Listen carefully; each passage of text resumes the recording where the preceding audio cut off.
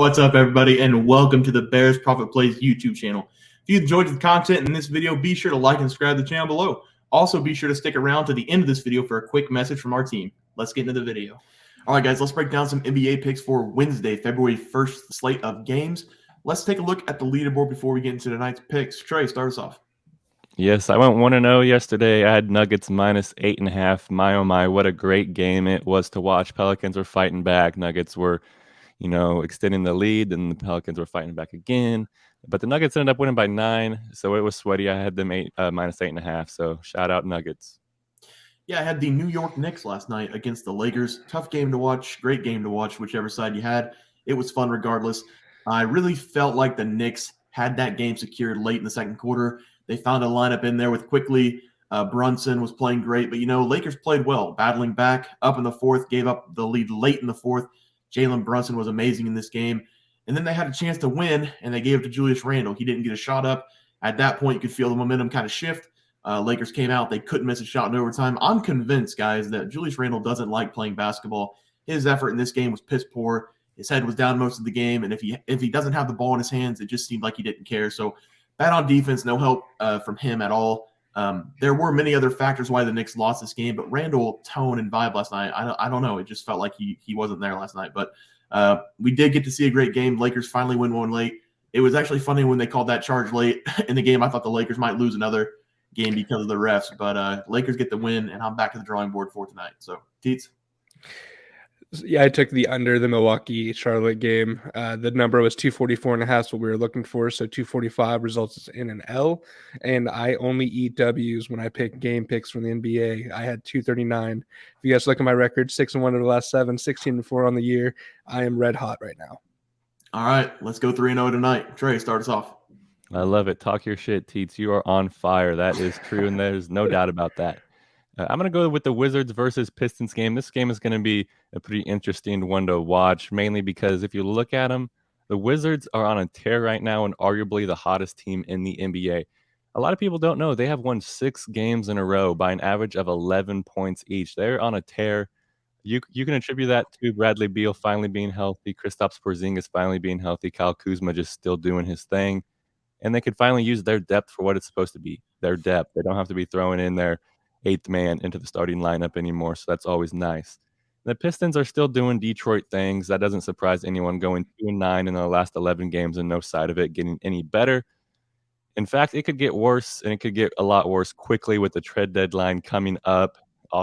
We all know Detroit has a couple good veterans in Bogdan and a few others, and everyone expects them to be moved at the trade deadline, so Detroit's only going to get a lot worse quickly.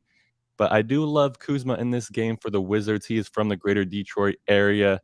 He's from Flint, so he's going to want to show up for his friends and family that is at the game. Kuzma did have a good game against the Pistons in their last matchup in Detroit, scoring 26 points and grabbing 7 rebounds as well.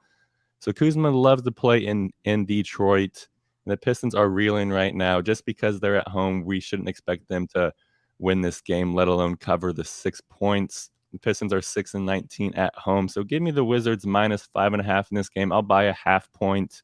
And here are some trends for the game. The Wizards are on fire, 6-0 ATS in their last 6 games, 5-0 ATS in their last 5 road games. Pistons, on the other hand, are 0-5 ATS in their last 5 home games.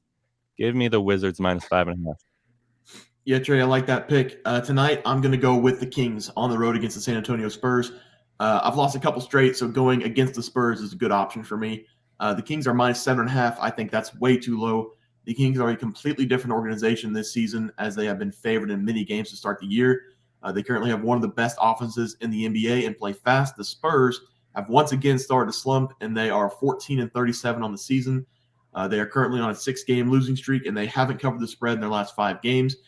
They have lost by 19 or more in 3 of their last 5 games played as well. The Spurs have the worst defense in the NBA, and the Kings will find open shots in this game from behind the arc, inside, mid-range, anything you want, they will have in this game.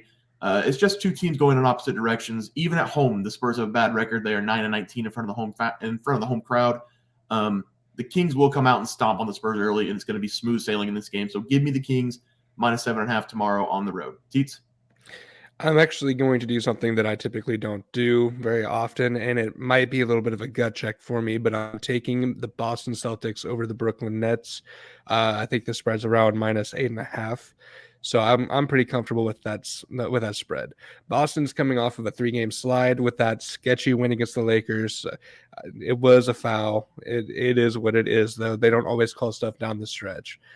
Tatum and Brown both scored 30 plus in that game. Brogdon has been doing great, finding himself as a solid support role off the bench, scoring 20 plus in a lot of games this year. Marcus Smart is out again, so that's kind of concerning for the Celtics. The last time Brooklyn and Boston matched up, it was in Brooklyn. Tatum struggled. Jaylen Brown was not there. They still won 109-98. Smart and Brogdon, Smart's not there, so he's going to be out, but in that matchup, they both scored 16, Derek White 15, Grant Williams 12, and a guy that we don't ever talk about, Luke Cornett 11, because he has one of those 1 in a million games. Kyrie scored 24. Claxton was a defensive nightmare for the Celtics. He had 4 blocks, didn't do a whole lot on offense. Joe Harris had 18 and TJ Warren had 20. So we're kind of seeing a little bit different Nets team and a different Celtics team from when they first matched up. Looking at Brooklyn, they've won 2 straight, and they won against the Knicks and the Lakers, which the Celtics probably should not have beat the Lakers, but the Celtics did lose to the Knicks recently. So it's interesting that the Nets have taken down those 2 teams. Lakers were without LeBron that game, though. Kyrie had 26. Claxton ended up with 12 boards, but really wasn't much of a factor else how. Patty Mills, forgot that he was still in the league, 21 points. So Brooklyn is going to be without Ben Simmons tonight, and Celtics are without Smart. I really feel like at this point in time, Ben Simmons being out is a bigger detriment to the Nets than Marcus Smart being out.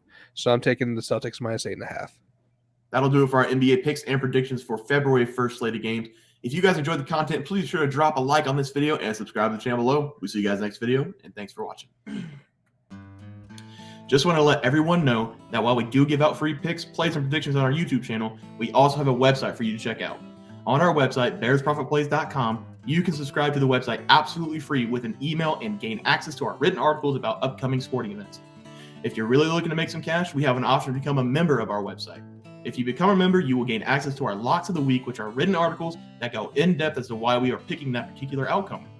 As of now, our member plays have been red hot, hitting over 60% of our plays. If you don't want to become a member, it's no sweat. We are here to try and make you guys some money. That's our main goal. So come on over to bearsprofitplays.com and subscribe for free. Check us out, follow our free picks, and see for yourself that our member plays are a great investment for you. Thanks for watching.